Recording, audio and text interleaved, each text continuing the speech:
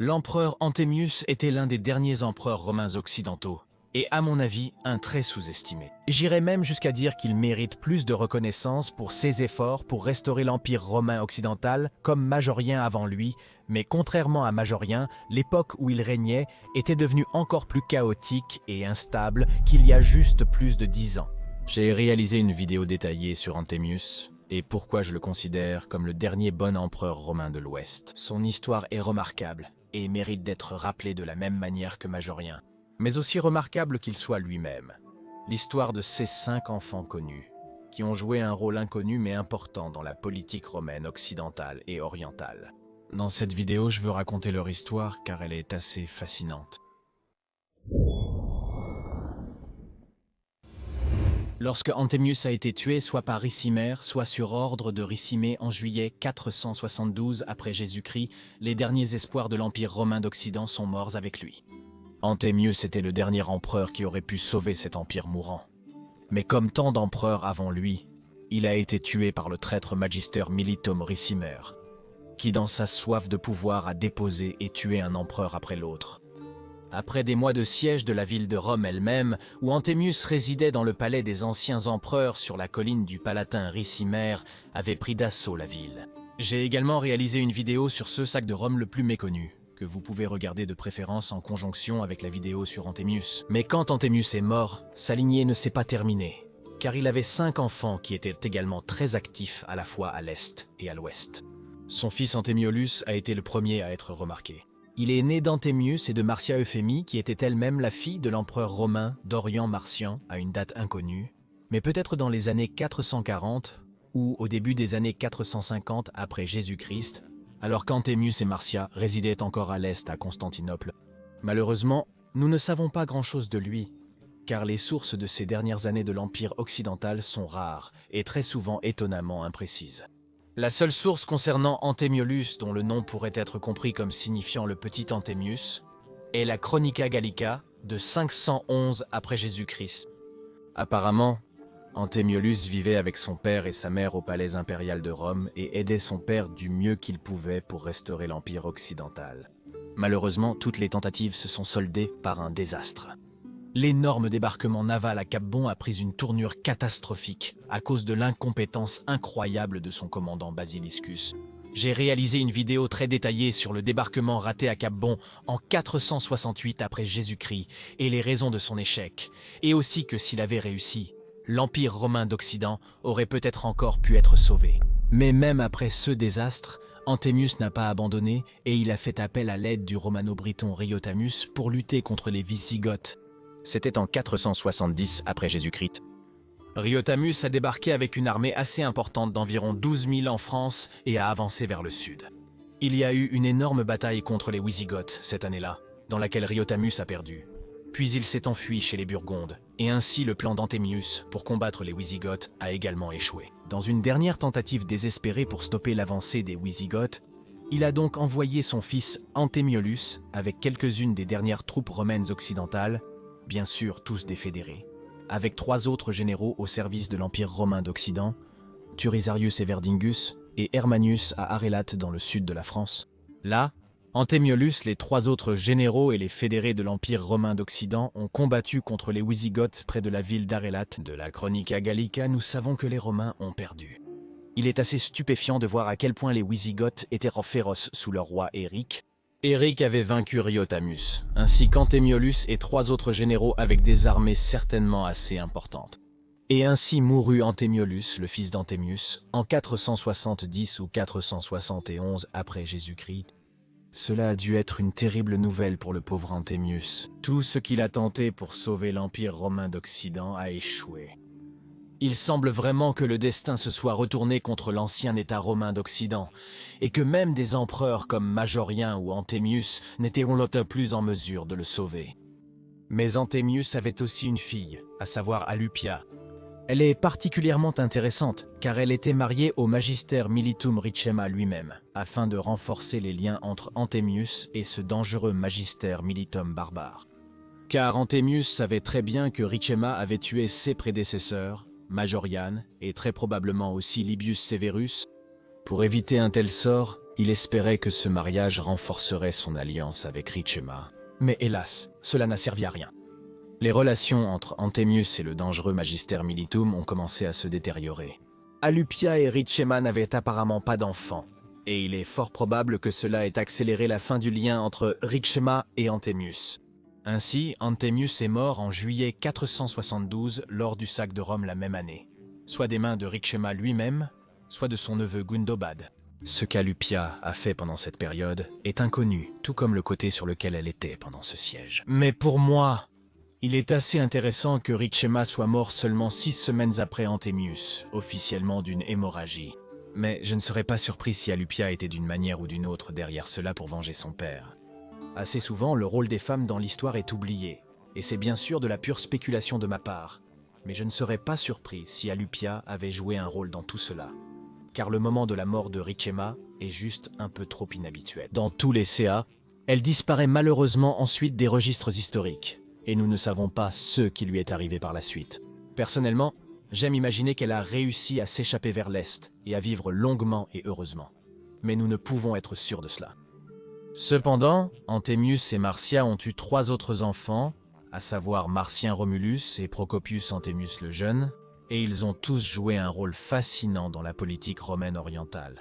Et si vous êtes un fan non seulement de l'histoire romaine, mais de l'histoire en général, et que vous arrivez à jouer à des jeux historiques de temps en temps comme moi, alors Marche des Empires pourrait vraiment vous intéresser. Et cette vidéo vous est présentée par Marche des Empires. Peu de temps après la chute de l'Empire romain d'Occident, nous savons que l'Europe est entrée dans la période médiévale, et Marche des Empires se déroule à cette époque fascinante. C'est un jeu de stratégie MMO médiévale, où votre objectif est de forger de puissantes alliances et de monter les échelons afin de régner un jour sur votre propre empire, un principe qui est très bien connu des fans de l'ancienne Rome. Le jeu est disponible sur PC ou mobile, iOS et Android. Vous pouvez entraîner vos troupes sur téléphone et continuer sur PC. Vous pouvez jouer en tant que sultan, tsar, roi ou shogun. J'y ai bien sûr joué moi-même, j'ai choisi roi. C'est le plus proche de l'ère post-romaine occidentale. Et j'ai rapidement appris le gameplay intuitif. Je dois admettre que c'est très addictif. Ce que j'ai vraiment aimé dans ce jeu, c'est que votre stratégie compte vraiment. Donc, la formation de vos armées, le choix des leaders et les formations de bataille. Vous pouvez construire un empire médiéval réaliste par le commerce ou par la conquête et transformer vos bases en gigantesques forteresses. Vous pouvez forger des alliances avec d'autres joueurs ou les conquérir totalement. C'est bien sûr à vous de décider, mais vous savez certainement ce que Majorien aurait fait. C'est génial pour les passionnés d'histoire comme nous que Marche des Empires propose de véritables événements historiques à jouer. C'est le bon moment pour télécharger Marche des Empires car il y aura d'incroyables événements historiques en jeu en avril. Choisissez un site de bataille en choisissant l'un des héros comme votre protagoniste, par exemple Saladin contre Richard Cœur de Lion, et traversez une histoire historique avec des dialogues. Un délice pour chaque fan d'histoire. Téléchargez le jeu en utilisant le code QR en haut à gauche de l'écran. Il est gratuit à jouer, donc vous ne perdez rien en l'essayant. Si vous téléchargez le jeu avec mon lien, vous obtenez des cadeaux et des goodies précieux en jeu comme 5000 or pour vous aider à démarrer. Et en plus, en jouant à Marche des Empires, vous soutenez également la chaîne Majorien et aidez à diffuser plus de connaissances sur le tardif Empire romain. Merci beaucoup mes amis. Alors revenons aux 3 fils restants d'Anthemius, Romulus Marcien et Procopius Anthemius le Jeune. Ces 3 partagent une histoire fascinante, où ils joueraient un rôle important dans la politique romaine orientale. En 474, l'empereur oriental Léo Ier est mort, et maintenant la question était de savoir qui succéderait au vieil empereur.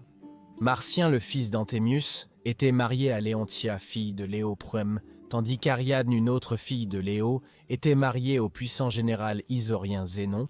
Zénon avait été proclamé empereur cette même année avec son jeune fils, qui est malheureusement décédé en 474, et ainsi Zénon était devenu le seul empereur de l'Empire oriental. Cependant, beaucoup s'opposèrent à lui, car les Isoriens étaient considérés comme des barbares par de nombreux Grecs de l'Empire oriental, et donc son règne était instable. C'était l'année où Jules Napos était empereur à l'ouest, en 475. La même année, Basiliscus, le même Basiliscus qui avait totalement échoué au Cap Bond 7 ans plus tôt, réussit à renverser Zénon, mais son règne ne dura qu'1 an. Car Zénon réussit à déposer Basiliscus à nouveau, le faisant exiler et exécuter peu de temps après. Mais c'est maintenant en 479, 3 ans après le début du second règne de Zénon, que Marcien, le fils d'Anthemius, essaierait de renverser Zénon avec l'aide de ses frères Romulus et Procopius. Les 3 fils d'Antémius ont donc essayé d'usurper le trône de l'Empire romain d'Orient 7 ans après la mort de leur père. Pourquoi exactement ils ont attendu si longtemps et pourquoi ils n'ont pas essayé plus tôt est fascinant. Marcien étant marié à une fille de Léo, avait certainement le soutien de beaucoup, et était vu par beaucoup à l'Est comme un candidat plus approprié au trône, puisqu'il était entièrement d'origine grecque et non isorienne. Son père Antémius était le descendant de Procope, l'usurpateur contre Valentin, et donc un parent de Julien lui-même. Il avait donc certainement une ascendance illustre. Cela pourrait aussi être lié à la politique étrangère de Zénon. Sa décision de laisser la lignée occidentale des empereurs prendre fin n'a également pas été vue de manière positive par tout le monde. Surtout pas par les fils d'un ancien empereur romain occidental, qui avait essayé de restaurer la gloire de Rome elle-même. Et l'ancien empereur Léo, le beau-père de Marcien, était dans toutes ses actions toujours dévoué à maintenir l'Empire romain occidental, et même à le soutenir partout où il le pouvait. Il est tout à fait possible que la décision de Zénon de ne pas soutenir Julius Népos pour reprendre l'empire occidental d'Uduacar, mais au lieu de cela d'accepter le règne d'Uduacius en tant que patrice avec lui, en tant qu'empereur sur l'Italie qui avait maintenant été réduite au statut de province de l'empire oriental, n'ait pas été vue positivement par certains, et très probablement pas par les fils d'Antémius. Ainsi, en 479 Marcian, avec ses frères Procopius Antémius, le jeune, et Romulus, rassembla des troupes composées de citoyens et d'étrangers à la maison d'un certain Césarius, au sud du forum de Théodose à Constantinople. De là, ils ont marché vers le palais impérial, et vers la maison d'Illus, un général nisorien et partisan de Zénon. Ils ont presque réussi à capturer l'empereur ce jour-là, car ces troupes du palais impérial étaient débordées par les rebelles et les citoyens, qui lançaient même des pierres depuis les toits des maisons. Mais la nuit suivante, Illus a amené une unité nisorienne de Chalcédoine à Constantinople, et il a intimidé avec sa force probablement plus grande les soldats rebelles de Marcien afin de laisser Zénon libre. Ainsi, Zénon a pu retrouver sa force, et les 3 fils d'Antémius ont su que leur situation était devenue désespérée. Apparemment, Marcian avait appelé des troupes supplémentaires des Ostrogoths sous le commandement de Théodoric Strabo, mais ils n'arriveraient pas à temps. Ainsi, Marcian, Romulus et Procopius se sont réfugiés dans l'église des Saints Apôtres, mais tous 3 ont été arrêtés peu de temps après. Ils ont été exilés à Césarée en Cappadoce. Un peu plus tard, ils ont essayé de s'enfuir avec l'aide de quelques moines, mais seuls Romulus et Procopius ont réussi, tandis que Marcian a été capturé. Romulus et Procopius se sont enfuis à Rome où ils resteraient pendant de nombreuses années, dans la ville éternelle, où leur propre père avait été empereur quelques années plus tôt. Que devaient-ils penser en voyant Rome? Marcian, quant à lui, après avoir été capturé, fut emprisonné une 2e fois, maintenant dans une forteresse en Isorie. Il a en fait réussi à s'échapper à nouveau. Et cette fois, il a même réussi. Mais il est allé un peu trop loin, et a levé une armée, apparemment voulant capturer la ville d'Ankara, envisageant peut-être de l'utiliser comme base, afin d'essayer de renverser Zénon à nouveau. Mais il a été vaincu et capturé par Trocundus, le frère d'Illus, et emprisonné une 2e fois. L'histoire de Marcien aurait déjà été assez folle, mais pour la rendre encore plus insensée, en 484 Illus a soudainement décidé de fomenter une révolte contre Zénon. Apparemment, il ne voulait pas se nommer empereur, a choisi de libérer Marcien et de le proclamer empereur. Oui, le même Illus qui avait aidé Zénon 5 ans plus tôt et qui s'était opposé à Marcien. Mais pour des raisons inconnues, Illus changea alors d'avis et déposa à nouveau Marcian, choisissant à la place Léontius comme nouveau contre-empereur à l'Est. Pendant ce temps, Marcian a été envoyé par Illus en Italie, où se trouvaient ses frères, et pour demander de l'aide à Odoaca lui-même, afin de renverser Zénon. Mais les renforts ne sont bien sûr jamais arrivés. Odoaca a soit refusé, soit Marcian n'a peut-être pas été très motivé pour soutenir Illus, le même Illus qui avait contrecarré sa rébellion contre Zénon 5 ans plus tôt, qui aurait réussi sans l'intervention d'Illus, et il a peut-être plutôt choisi de retrouver ses frères à Rome. Il est tout à fait possible, je dirais même probable, que Marcian soit allé à Rome et ait retrouvé ses frères Romulus et Antémius. Cela a dû être une réunion assez joyeuse, après tout ce qu'ils avaient loin traversé ensemble.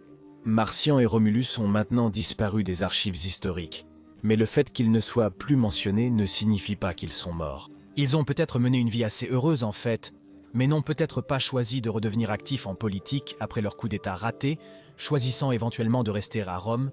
Cependant, nous savons que parmi les 3 frères Procopius Anthemius, le plus jeune est retourné à Constantinople après la mort de Zénon. Et lorsque Anastase est devenu empereur, donc quelque temps après 491 après Jésus-Christ, il a été nommé consul de l'Est en l'an 515, un poste qu'il a occupé conjointement avec Florent, consul de l'Ouest à Rome cette année-là.